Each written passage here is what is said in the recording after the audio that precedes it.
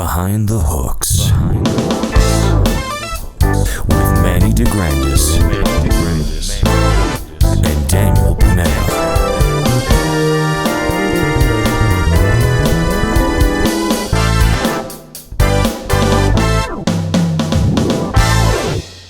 Well. Hi, Dan. What's up, Manny? This is weird. This is different. This is really weird. We are not together. What are you doing in my house? I am not in your house, but I'm on your computer screen, which is a first. So there's a little, move at the Buzz 505 studio. So we figured, hey, the people need to hear our bullshit. So yeah, we still have things to say. so many things to say. So here we are. So what's going on? This is it's I'm in the middle of a move as well. So I mean, it's happening at the perfect time. It really is.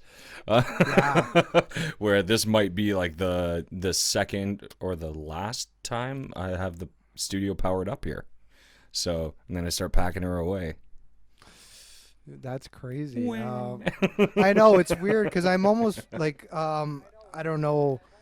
I'm getting the feeling that things are gonna start opening and things. So I'm liking these moves and these changes in your life and Buzz's life, and I feel like there's a new beginning. Good things, good changes. I mean, I think especially now with the pandemic going on, change is good. We've all kind of felt a mental weight throughout the past year and a half, and it's good to make changes that are going to be healthy for you, especially in our line of work where it directly affects our line of work. And I don't know if that segues well into what we're going to be talking about today, but I think that the cool thing about keeping a routine is important, but also making the necessary changes to keep your brain healthy is very important. And what a better time to do it than right now. And get it done and look out for yourself. That's important. Yeah, I'm kind of treating April 1st as the beginning of 2021 kind of thing. And we joked about it in our New Year's special and everything, and a lot of people really believe that the turn of the clock from 2020 to 2021 was going to change something. Like a miracle was going to happen at midnight. Yeah, and I don't know if it's because of the Y2K thing. We all I don't know. I never really understood the new year. And I joke New Year, New Year, whatever. So and it affected a lot of people. This is the worst I've seen people. Just January, February. Yeah. This is the worst, and I think because people had hope through the holidays and the shittiest holidays we've ever had, not being able to see anybody and whatnot, so, and then it's like, oh, we're in the same shit. Of course we are, right? Yeah. So, I mean, it's been, it sucked. Yeah. I mean, I've been, it's been the lowest of my low, and I'm hoping that stuff like the moves and everything. And like, that's what I'm saying, April, just too many crappy. It's just so crappy, right? The February blues, right? Times 100 this year. Yeah. Right? Saying big time. Oh my God. It's awful, man. Like we really, we really shouldn't have complained for the past, for the entirety of our lives until this point, because I mean, we had it pretty good before, and, This was definitely an eye opener where next year around this time, hopefully we've the vaccines are out and everything's okay again. We can not complain about the petty things anymore. This should be. Well, I mean, we were getting a society. There's other shit matters. We were getting pretty stupid with the complaining in 20 up until 2019. Yeah, unnecessary. Yeah, I mean. I mean, to be fair, we were completely it was completely unknown. We had no idea, but I mean, at the same time, it's like I don't think I'll ever complain about shit again. Like not the little things. This takes it. I mean, I don't know. I like to think I'm not a complainer about the little things. And I've talked a lot of people out of things, like, out of little things. You get on a gig and it's like, whatever, right? The stage is much smaller than expected. As long as, the contracty things are, the time frame and the money and everything is still there, then whatever, right? Like everything else. Yeah. Whatever. But a lot of people would affect them a lot, right? And I get it. You need your mojo and your groove maybe and to play and feel good, but it's going to be different, right? I mean, last Valentine's Day weekend was like amazing for me. We played 4-1 Soul. I don't know if you looked into your Facebook memories. And I did. Yeah. I saw that memory. Yeah, and I was going to send it to you. That was the last show. That was the last 4-1 Soul show. That was the last 4-1 Soul show. Because the next one was going to be March 22nd for the 4-1 Soul birthday bash, and we got canceled the Tuesday before the Saturday.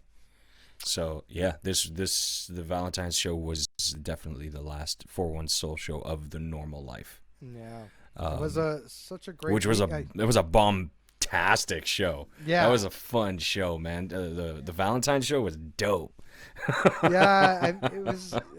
It sucks, right? Because I tried to I don't know. It popped up, and then I realized then the Saturday I had the theater show with Glenn and Glenn and you had a friends. busy week. It was a great weekend, and then I'm pretty sure Thursday I played with Ryan, and I'm like, and it's just like it's so upsetting because it's like, man, bring me back to 2019.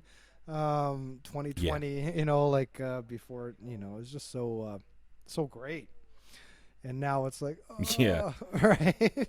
But what's funny, and I don't know if I'm just going to throw something out here, but Joe Ash just finally followed me on Instagram. What? It took him that long? just so he knows that I know that I've been following him for a year. I think he watches our show. So I'm gonna get a text. That's hysterical. I hope so. Speaking of friends, Jack just tried to call me right now. So he's gonna be editing this video. So Jack, don't fucking call me in the middle of a show. You should telepathically know that we are in the middle of something. No, he's going to put a little blurb. Look, I'm going to do this, and he's going to put something right here that's very either inappropriate or amazing. Yeah, we're going to keep doing. I'll call you back, Jack. I'll call you back. So, yeah, man. So, I don't know. I've been having there is no segue for this. There's no segue. I know. We have no. Well, let's talk about it. What we wanted to talk about today was the importance of what musicians call leaving a legacy. For non-musicians, leaving a legacy is having children or something at work, succeeding, doing something where your name is going to be foretold for, at least a generation to come. For musicians, leaving a legacy is really why we do this. I mean, if we break it down and we go behind what goes on in a musician's mind, leaving a legacy is really the basis of a professional musician. Just the meaning of it all. It's amazing how important it is, and it's amazing how little we think about it. Yeah, I mean, my eye opener was that movie, the Soul movie that's on Disney, and at Christmas time I was watching, and I was like, oh my God, this is exactly what we are. We're so worried about it, and it got me really thinking. And it's a short thing. He's a jazz pianist who, the same day he gets off, he was subbing in for a middle school band and class, and then the same day he got offered full time for that. He gets offered a gig at a jazz club with a famous singer that night, and he gets home and he's so excited about the gig call, and he doesn't want the full-time job, because if he takes the full-time job, it feels like a loss. And it's so crazy because with that, like, it's weird, right? Because like sometimes with teaching, we think that, like we're so important in teaching. Like that's enough of a legacy, like in some ways. And he realizes stuff like that after, but and then he gets the jazz gig, and he's just like, cool, like done. I'm gonna go on the road and and whatever. It's just like, and because with the jazz gig, he'll be put on Wikipedia or on albums and you're Googleable, right? But then when you're teach high school students, you're not going to be Googleable. That's a word, right? Googleable. I think it is now. Googleable, right? Well, I think the. Oh, go ahead.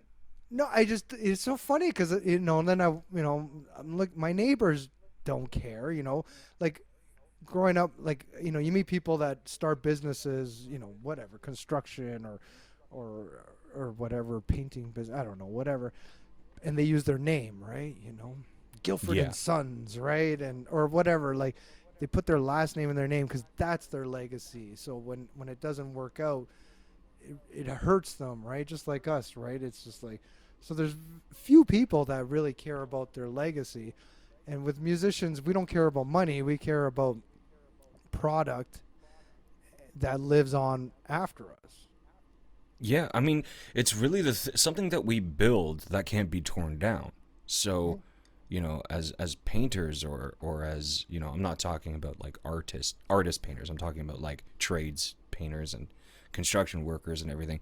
Things can be torn down, built on, completely camouflaged. There's something about putting stuff out there that you can't undo, once it's out there, that's your name, that's your creativity. It's you that's going out there for people to enjoy, for people to take solace in, to judge. There's really no escaping the weight of what it means to be an artist. And especially now with social media and different streaming platforms that we're able to do our job or put out music, it's even more relevant now, where people are putting out so much material, and it's all in the comfort of their own homes, but they're putting their legacy out there. I remember, and I'm sure you remember, a time where like putting stuff out into the world was the hardest thing to do. It was next to impossible unless you had like distribution, and now anybody, if you have $30, you can get distribution. But back then it was you had to have a label backing you, basically, because being an independent artist means you're busking downtown. So yeah, it's legacies, and for the longest time on my website, underneath my main photo, my logo, back about 10 years ago, my quote was "Live to leave a legacy." That was always my thing, live to leave a legacy. I'd love to be a father one day. I don't know if I'm going to be. I'm not going to push the matter, but at the same time, I'm not going to stop trying to leave a legacy through music and something to be remembered by, and have enough material out there where my family hopefully will benefit from it one day as well. I don't know what it is. A songwriter's legacy is very important, and it's a very heavy thing, and it's a weight that I can't really put into words, or the urgency. There's such urgency behind it, and I don't think that I've ever been able to really make sense of it. I know what it means to me. It might mean absolutely nothing to the next person, but I just hope that, my hope is that when I'm done here, that I have enough out there for people to say, hey, this guy was pretty good, and he did a good job. Yeah, and that's the thing, like the whole thing about the movie was he finally got a shot to leave a legacy, right? Be part of something that, and it was so important to him more than the full-time job teaching kids and benefits and everything. It's just funny how we, like, when we take a full-time job, I know people that don't, you see it all the time on the internet that never talk about their full-time job when they're a gigging musician because they don't want to be thought of that way or whatever. And I've heard, I've heard other sides too, right? Of, I'll run into a guy and be like, hey, I know this guy. And they're like, oh, that guy who gave it up and became a lawyer or a real estate agent or whatever, right? And it's like, it's a put down, and it's not, right? Because the person that did that, that's still gigging, they just realized they wanted more money or more stability in their lives, and the other person was almost jealous of the fact that they did that and still continued to, because you always think that you're going to get forgotten now and you're not going to get called for the next gig, especially as a side guy. Like me being a bass player, you're always like worried about the next gig and the next phone call because we have to sit at home and wait for the phone call, and you just hope for the big gig so that you could get the legacy, right, or whatever. Yeah. So Amen. And it's, I don't know, like there's no right or wrong, you choose your path and whatnot, but it's so funny, like anything that drops on a musician's lap that looks like forever and amazing, you'll drop everything that, and not family and children, right? But yeah, for sure, right? Like you just, okay, cool. Like, a big band calls me now, I'm like, I'll drop everything, right? And it's, and I think that was that thing, right? Like, and we just lost Chick Corea a couple months ago, like Eddie Van Halen, and with like Eddie Van Halen, it's funny, I'm seeing all these memes, right, of like, don't worry, man, if you miss me, just, put on your headphones and stuff. And it's so, and it's so amazing that that's so true, right? Like, you want Eddie, like, well, you have everything that you think of Eddie, you have. Everything you think of Chick already, you have. It sucks that they're gone because you want to see them on the next tour, and hopefully they put more music out and whatever, but they've got this batch of beautiful music that they both wrote differently and everything, and how cool, right? But we're not all Chick Coreas or Eddie Van Halens, and that's the I think the way that I think about it is in old, like, Egyptian mythology. When your time was done, you're brought to the scales, and if your heart is heavier than the feather, then you get the afterlife that is in accordance to that. The meaning behind it is, how do you have any regrets? Do you have any guilt that you carry with you that causes that weight, to have your heart be heavier than the feather? And that is so relevant for what we do, where it's like, when a lot of people get to that point of they're done, and it's like their first thing is, don't miss me, everything's gonna be okay, or for us it's like, have I done enough? It's always going to be, have I done enough? And that's a heavy thing. That's what happens in the movie, right? He ends up in, like, he falls into a manhole, and he's in the afterlife or in the in-between, or he's in a coma, and he's like, no, I got so much more to do, right? So I got so many more notes to play, right? And and that's what I was like, so like fascinated by that. It just blew me away, because it's like, man, like I'm kind of like, like if I have a death experience right now, I'm like, no, I got so much more to learn on the bass and so many more people to play with, right? Like, no, I'm not ready yet, and it's so weird. And there's so many people that are just, they don't think like that, and they'll never understand that, which is why, dating a musician is hard. It's like, yeah, because we have so many stupid things going in our brains, right? Like, when's the next gig? What's, the next lick I'm going to learn? What have I done that's important? And how good did I play on the next gig, on the last gig? It's like, it's kind of an upsetting life to live. And it could bring you down. Well, we also didn't really choose fast. it. Yeah. We really didn't choose it. I mean, we chose to take the steps to obviously get to this point, but at a certain point, we stopped. We take it to a certain point in our practicing where, you want to be better. You're in constant competition with yourself. But at a certain point, it stops being about you putting yourself there, and everything else takes over.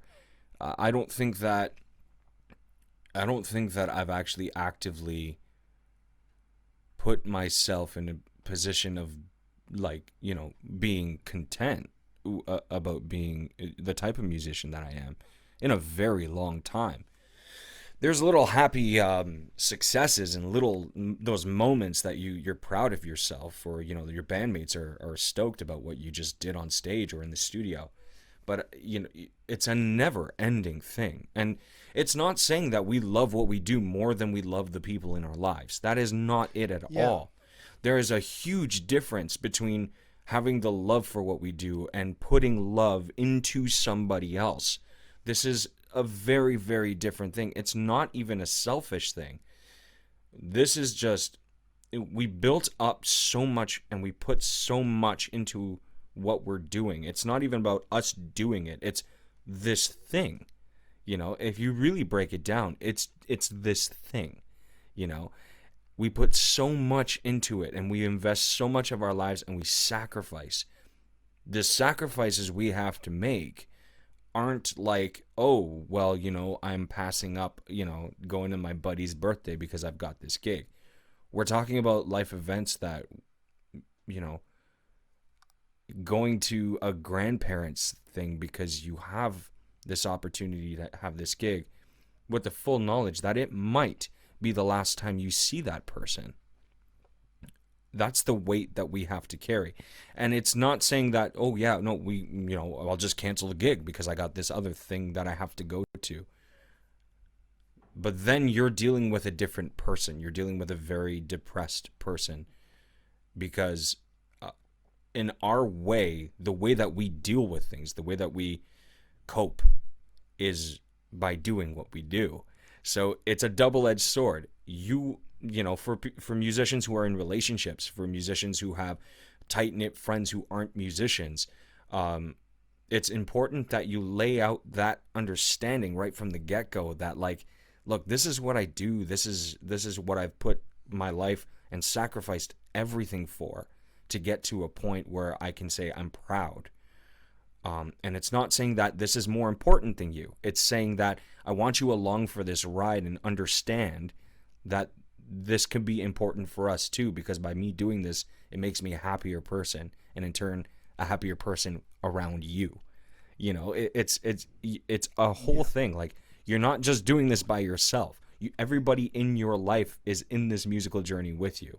Mm-hmm. So and I guess maybe that is kind of like a legacy, where, after it's all said and done, or even, if you're not in the same room with that person and they start talking about music, it's like, oh no, my best friend's a musician. Yeah, Manny, he's an incredible bass player, man. He kills it, and that's the legacy, because now they're talking about us and we're not there. We're not in that room, but somebody is carrying us with them in that way.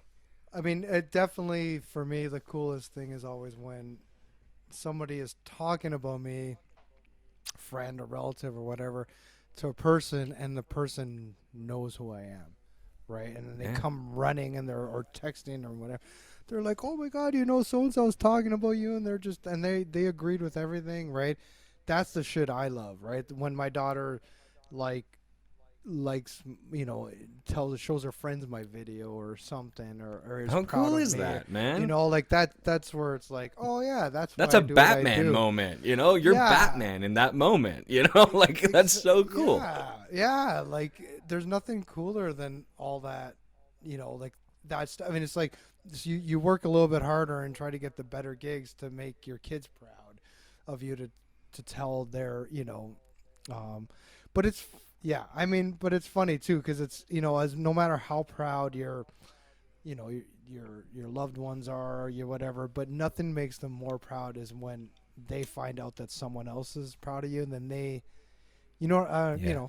like when someone else is talking up a storm about you, and they're like, wow, because you forget, like everybody forgets what they have in front of them at the moment, right? Like that's Yeah. why we buy more gear, and that's why we buy, whatever, a bigger car or whatever. But you kind of like, oh no, this was perfect where it was, right? This, this guitar or this car or whatever. And you do that with Well, people yeah, think too, about that, man. I mean, like, unfortunately. Right? even with gear, like, there is the gear that we need in order to create is so goddamn expensive. What we have to do and the sacrifice we have to make to get the gear that we need, people would spend time trying to invest that somewhere else. And this is where the misconception of being a musician a viable career. And it's like, well, you get to go home at the end of your day after your job and sit with your family and have dinner, talk about your day, talk about, and being there, you get to, turn it off. Yeah. Manny, when was the last time you turned off being a musician? It's hard, man. It's hard. You can't. It's There's a hard. reason why we don't listen to music before we go to sleep. There's a reason why if there's music playing in a room, we start losing focus on conversations that we're having because we hear something. It's become a part of us. We can't turn it off. There's something musical going on in our lives every single day. And in every moment that happens, we are automatically drawn to it. We can't stop it. We can't help it. It's just who we've become. My mother is hysterical because she will be the first one to say, I hate your fucking business. She hates the fact that I'm a musician because of what I've been through, and in turn what I've put other people through because of what it's done to me. But she will be the first person in any audience that she finds herself in while I'm on stage to make sure that the audience knows that I am her son. Oh, yeah. And that pride, the pride is very, very strong. And she always told me, ever since I was a kid, she's like, the moment that you're done with this, I will take you by the hand and we will walk away. Yeah. And I said, I know. Yeah. And she tells me that to this day. I'll be 29 in a month. And she still says, I still take you by the hand. She's like, but you're not done yet, are you? I said, no, I'm not done yet. It's stuff like that, and in certain ways, in different relationships that I've had with other people, you get the same kind of thing, not necessarily in the same verbiage, but you get the same thing where it's like, I'll be around you even if music wasn't a thing, and it's like, I don't think I'd want to be with me if music it wasn't a thing in my life. How depressing, how sad, all that time and effort and investment of every single kind that we put into what we do to make it presentable for other people. It's you can't give it up at a certain point. I mean, we've been doing this so long that we couldn't function in a normal setting, in a normal life. We can't. It's impossible for us. We can't turn it off. I had the shot, right, like to get the full-time job, and when I worked at Vaughan in the parks department, cutting grass and blah blah blah in the summers, and and they really wanted me to do full-time there. And they sent me to Humber on the winter off to get my degree in something or other. whatever it is. That's how much I think about it. And I was like, no, like I don't want to be cutting grass and shoveling snow for the town. But it's a town. You get the benefits. And I was just like, no, man. Like I wasn't happy. And I would take days off for all the time there. Like, and I only worked there like a few summers. And it was great for like whatever, just for cash, and I had a great time. Actually, it was fun working there. I bet you that cash went to buying gear. That's the thing, right? So I was like, okay, I could work 6 months of the year and whatever, and I took days off to do whatever and and everything, and I just couldn't do that. I was like, no, like I can't be here. I just can't be here. And while I was there, I was getting so many cool gigs and opportunities to keep pulling me away. And I actually went to school for 3 days. And I was like, no, like, no. And then they were so mad. Right. And I felt bad because honestly, like people were rooting for me, and pay, getting me a free ride at, at Humber for, there's a 2 months course or whatever, and 2 years, 2 months type of thing, and the time off for 3 months. Right. And I felt terrible, and I still do feel terrible that someone would invest in me, and I just threw it away. Well, but it wasn't me. You'd be so down, like you'd be miserable doing that, and you knew that early on before they made that.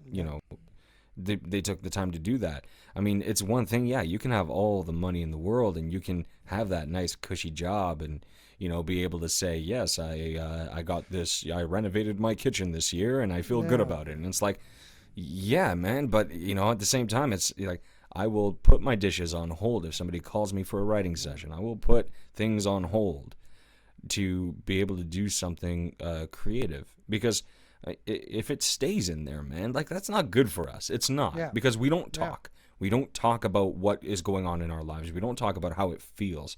COVID was really the only time that we started experiencing our friends actually talking about feelings, because we have this stage. We have creativity. We have we have an outlet like that. But now it's taken away. All we have is talking, and like you don't realize, like, my friends are going through this stuff. Yeah. I'm going through this stuff. Like, it blows my mind, because we didn't have to talk about it before. We were okay. But then it's just saying, like, you're not. Leaving it on the stage, right? Like, some of my hardest times of whatever personal issues were probably my best solos I ever played on stage, right? Because it was like boom, right? And if you watch me play a solo, you'll know if I'm in a good mood or a bad mood or whatever. Right? Or what kind of, because it comes out, right? You'll know what's been going on for the week I've had, right? Like, there's times I'm like literally smashing my bass and turning on every effect, and there's other times where and it's anger. There's other times I'm playing something beautifully, and it's like whoa, right? It really comes out if you let it. We are able to let it come through us, like we really let it. It comes through, goes through a chord, and it comes out of an amp, right? And it and people should be jealous of that, right? In some ways, right? I don't need to talk about things a lot of the times, because I could just let it out. And all of a sudden we've been stuck at home. And you took our shrink. It took our shrink away. You know, it took our therapist away. It's incredible how much we don't realize we depend on it. I think we did. I think we just, but once again, we didn't think about it or talk about it. But it was an unspoken truth, right? Yeah, you knew, right? Like it's just funny, right? Like, and I can imagine with vocals, like how many nights shit came out of your mouth that you're just like, whoa, that note, like, or and I'm rusty as all hell now, like it's one thing to practice for an hour a night, or an hour and a half a night. It's a completely different thing when you're putting on sets. Your voice becomes accustomed to doing those sets, and you learn how to gauge and how to pace yourself and stuff like that. There is no pacing anymore. I mean, even with the shows that we do right now with the online stuff, you're doing a set, you're doing an hour. That's like, that's nothing. Yeah. You know? Nothing. You know.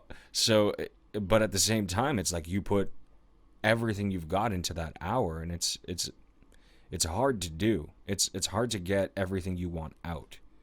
And at home practicing and writing and stuff like that, it's like, okay, you know, this would be so much easier if I had that opportunity to get things out and then not want to put everything into this thing that I'm writing. You know, give me the outlet to like just perform my ass off and like be an entertainer, be a ham, hit those high notes for like 60 songs in a row, and then let me be able to write this really sweet ballad here. But now I can't do that. And now I want to put the high notes everywhere in everything I'm writing, and that sucks. It's stupid. Yeah. I'm so dumb. yeah. I mean, the things. I know exactly what you're talking about. Just practicing stupidly on top of it. Yeah, all, right. There is stupid practicing, man. You got to get the speed out or something, man. Like, yeah, Jesus. Like, you know, from playing, you know, 3 gigs a week, you know, 3 sets to nothing. Like, man, you just that's a hard hit. Can't beat that stuff. I was interviewing Lou Moore for the Throwback show. You know, he put it great. He was like, okay, you know, like when we're playing hockey and you go into training camp, and you know, you think you're ready, you know, for the first game, but you haven't played a game. You're trained, like we are. We're practicing, but we're not ready. You know, so game 1 is not good. Game 2 is not your best, right? Like, you know, some guys fluke off, you know, like and you know, do well, but you're not ready until game 5 and 6, right? Just like us, right? So yeah, it's the lawyer that never sees the courtroom, man. Yeah, exactly. Right? It's a lawyer that never sees the courtroom. It's you know, and a lot of the time it's like, you know,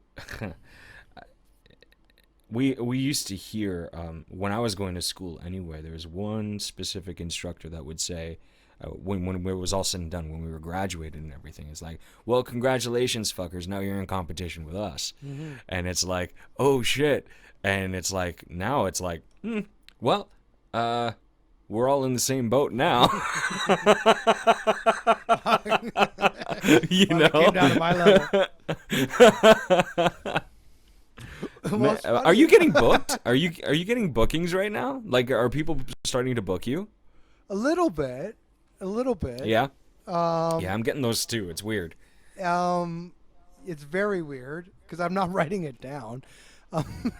I'm putting them in my calendar like I'm some sort of hopeless idiot, you know? Yeah, I'm totally putting them in my calendar, totally. Because I'm like, I have like a couple of agencies that I'm working with, and like, okay. you know, and one of them, it's like, you know, they're musicians that are running this joint, and they're like, yeah, you know, you available for this date? I'm like, yeah, is the world? Like, of course I'm available. You know, everything's pushed. Are we at the point? You know, I was talking to Glenn today. We're just doing some recording for the Black History thing, and are we at the point now where even when it opens, everybody's so freaking scared because it's been so long that it's backfiring, right? Like, so like last summer, as soon as there was any opening, we would go and you'd go there and you'd feel a little naughty, you know, so you'd step away and keep your 6 feet or whatever, right? You know, like, oh, we're supposed to be 10 people, but we're 11, right? Like, or whatever the deal was, right? Yeah. We didn't give a shit. We were just like, you know, everybody was like smart. Like, I'm not saying we're all like whatever, but now it's to the point where even if the government says it's open, people are like, nope. Oh yeah, people are going to be trigger shy for a long time. We've very, gone to very that long point, time, and it's upsetting. We're so scared now. Like, I know I'm a lot more scared now than ever, and from a guy that wasn't scared, smart. Like honestly, like, you know, I just wasn't. Just be smart about it. You know, wash your hands, stay 6 feet, don't touch, don't breathe, don't touch my shit, stay away from me, don't talk to me close. stay over there. Yeah. We could all see each other, just don't get close. Right.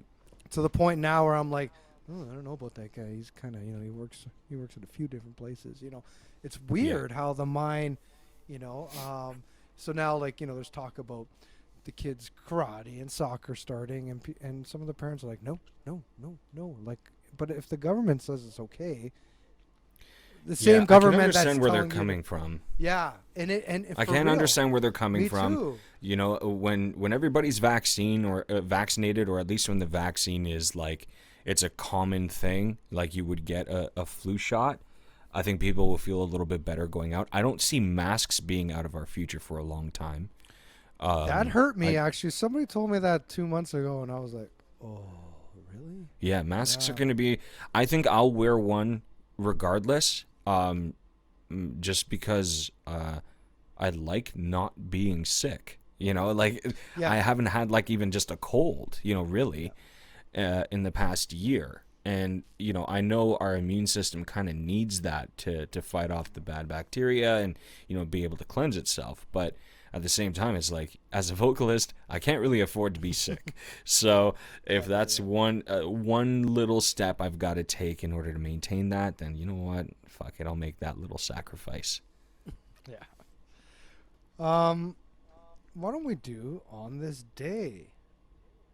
Because I know I'm going to try doing it on this microphone, but I might blow my speaker. You came up with here. a little gem, so hit it. On this day in music history. Speaking of living to leave a legacy, on this day in 1990, Freddie Mercury made his final appearance on stage to accept a Brit Award for outstanding contribution to music. It was the very, very last time he was on stage in 1990, and as a lot of people know, he passed away the following year. That's a man who... that's a person who larger than life, and they didn't really have anything recorded for after he passed away. He had a few things, but not like Michael Jackson level of he has albums for years to come and Prince and all that. Freddie Mercury, when he was done, it was done. And I think that his legacy is so strong, not because of the quantity of things that are out there for us to enjoy, but the quality has us in awe. And he passed away a year before I was born, but my children and grandchildren will know who Freddie Mercury is. It's when I was in high school, the Wayne's World came out, and the tune came back, right?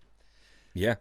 And I remember in the friggin' calf, everybody's just going crazy. Galileo, Galileo. We played, and it was the craziest thing. And I remember, I don't know, maybe I want to remember, but I remember saying, wow, this guy will be around forever. And my daughter loves Queen. Her friend plays piano and playing Queen songs. She'll come running down, she'll get him to do it on, I don't know, FaceTime or something, and come running down to show me. It's amazing. And I don't know, were they as big as, I guess they were, right? I mean, Live Aid really was whatever. Catapulted them. That catapulted them. I mean, honestly, if there's I only want to spend 40 minutes of my life on Queen, well then watch that. And you'll spend more. Yeah, I mean, they ended up doing Wembley and the Bowl and everything like that, after Live Aid, where beforehand, I mean, they were playing places that Elton John was playing. They were playing venues, they were playing theaters, not necessarily soft seat, but things like the Opera House, clubs, it's 75 upward, they were doing that kind of thing. Places like the Troubadour in LA. But Live Aid turned them into a stadium group, and they couldn't play anything less than that after that. And it was so late. I mean, I guess 15 years after their existence. Yeah. And then Freddie was only really able to enjoy another 4 or 5 years of that. And if that, because I mean, his voice started breaking down in the late 80s. But, you know, then he did the opera thing in Barcelona, and it's just like, okay, never mind. But yeah, he will forever be in history as one of the greatest, not only vocalists but entertainers of all time. Just for the sheer fact that he knew what he had, and he went balls to the wall with it, and he didn't say no, you know, for anything. He just, Anything. I'm doing this. Anything. He's like, I'm doing this, and that's just the way it's gonna be. Man. He did it all. He died young. What's his age? He died. Do you remember offhand how old he was? I don't know offhand, Yeah. but I can find out in 3 seconds. I mean, he died Freddie Mercury. extremely young for what we want in our lives. But he So I lived gotta it. put my specs on because I think he lived it harder than so many people. Like, I think he enjoyed he was 45. 45, you know, which is young, right? 45 years old. He was. But I feel like he lived Yeah, of course it's like young. 100, right? Like, he didn't slow down. Yeah, right? he lived. Like, he lived a bunch of lifetimes, and he's still living. He's still living. You know, Yeah. he's gonna be thousands of years old. He's going to be. You know, he was on this planet for 45 years, but he's gonna be thousands of years old. Freddie Queen hasn't always- left because. Oh, No, go ahead. sorry. No, Queen threw me off growing up, and I was extremely young when they were around, and because there's so much opera elements, and like should he have not been in a rock band, or like as a vocalist? I think he was I'm asking perfect. you, like, I mean, he really. I think he was perfect. I mean, it was at that era of like theater rock. You know, Yeah. theater rock was huge at that time. You know, because you had bands like Meatloaf. You know, you had Rocky Horror Picture Show that was huge. You had so many different venues for this type of music, and even artists that we know and love. Bands that we know and love started in that atmosphere of theater rock. I mean, we talked a little bit about Gene Simmons before we came on the show. Kiss was a theater rock band, as much as, you know, they're a show band, and that was the era. Freddie Mercury was a perfect fit. He challenged the rest of the guys to think outside of the box in the way that they write songs and approach arranging. Because Freddie approached it like a classical musician, where this song has to have movement. Bohemian Rhapsody, as much as it can be overplayed, is a work of genius. That will go in the history books along with the Moonlight Sonata and Clair de Lune, or the Fifth Symphony. You know, like there's that, and then there's Bohemian Rhapsody. Like that's just the way it's going to go into history. Classical bands in schools will play Bohemian Rhapsody. Orchestras, symphonies, philharmonics, they will play Bohemian Rhapsody. And it is that. It's a rhapsody. It's accurately named. So I think it was perfect. Freddie was, in a long answer, yes, Freddie was perfect to be a rock singer and frontman for Queen. You know, in my opinion, that I will not sway from. Yeah, and like I thought, like, you know, authors figured, you know, Freddie wrote everything, but John Deacon, man, he wrote a lot of the big hits, man, and Monster. And he just but what's crazy is he was done with it, right? He was. I feel like it's such an English way. He's like, I've done it, I'm done, and I'm good, and I'll be at the pub. Yeah. And I'm retired, right? Yeah. He's just like, he didn't need to go back with Adam Lambert or anything. I'm done. I wrote the tunes. I am happy, And that's I just respectable love that. too. I mean, I love it. it is it's so respectable. I mean, like you get bands that go on like 6 farewell tours, and it's like, okay, listen, we love the fact that you're playing. Just don't call it a farewell tour to get ticket sales. Just keep touring, and like maybe don't tour as often. Or it's like coming out with 16 greatest hits albums. It's like you put the same songs in a different order on the greatest hits album. Like, what are you doing? I think that being done is walking away. Doing the Seinfeld thing where you walk away before you're canceled, or walking away before there's a chance for cancellation. Is smart. It's a very, very smart play. Leave the people wanting more. That is a very, very showbiz thing to do. I think that it's commendable. That's a strength I don't think I could have. No, to for just me, say I'm I'm done. go play, man. Go play, right? It's not like Bill Wyman left the Stones, but he kept playing, right? Like he started other bands. He had a big band. Like that stuff I get. Like I get leaving the big band, the Money Train, for like just to keep. He was like, I'm done, and it's so crazy. Like, how do you write a couple like these amazing songs and riffs that are forever? Every child will pick up and go ba-da-dum, dum, dum, da-dum, dum, dum, dum. Yeah. Right? It's like you freaking wrote that, and you don't want to play that. You don't want to be I wrote that. I don't. I don't. Yeah, I don't know if it's. I guess I couldn't fathom just telling myself to stop. I talked about it tonight actually. It's like one, in order to stay relevant in this business, you got to be in people's faces a lot.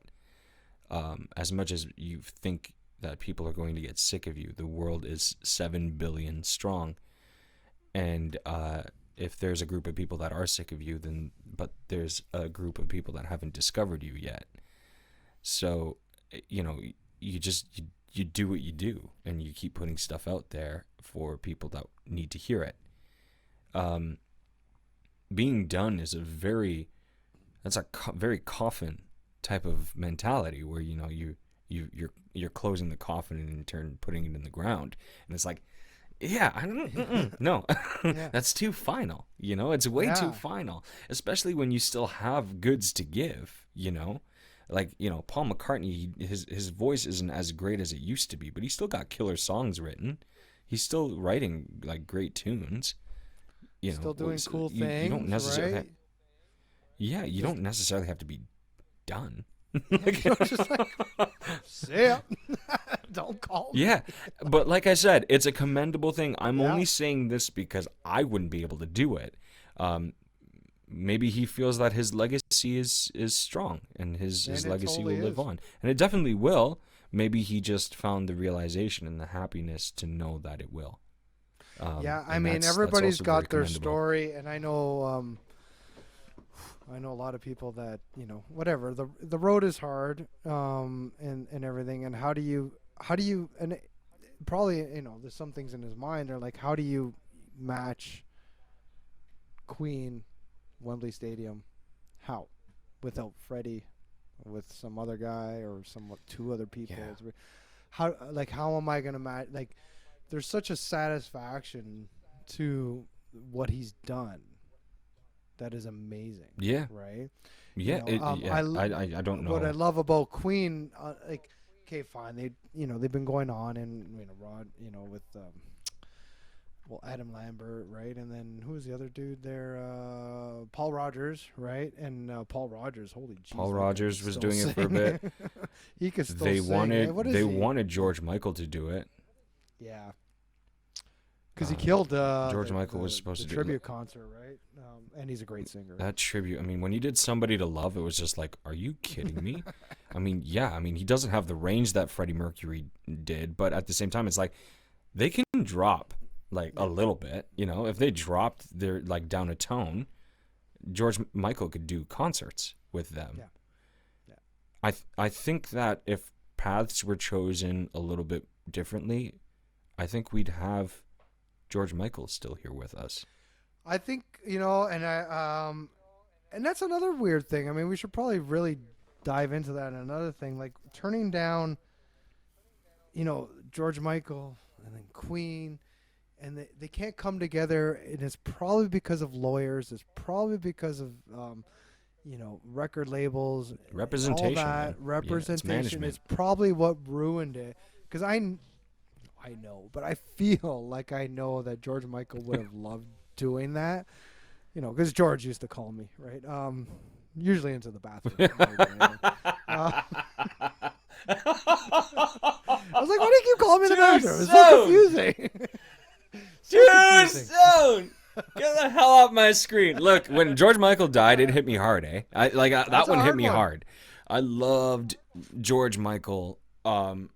I love Boy George as well. Have you listened to Boy George recently? No, not recently, no.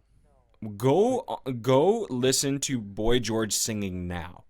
His voice is unfucking believable. The texture that he's got now that he's older, he's always been a great singer, but he's got this rasp in his voice now, and he's got this sultry soul in his voice, and it's just like, damn, yeah, no, that's wicked. Yeah, you keep doing that, Well, I mean, you keep doing that. He's lived a life, man. So, to get a little edge in him. He's a judge on The Voice somewhere. Oh yeah, really?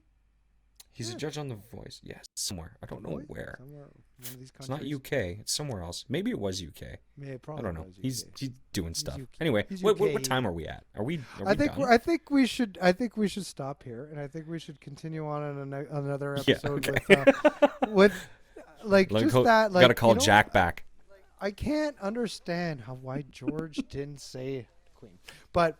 You know what? Till next time. I hope you kids enjoyed this angle for this week and maybe next week, and I don't know. But we'll be back into a studio when we can. So for now, ciao, Daniel. Yeah. And Ciao, be Manny. well. And everybody take care and stay safe and hug a loved one. Behind the Hooks. With Manny DeGrandis.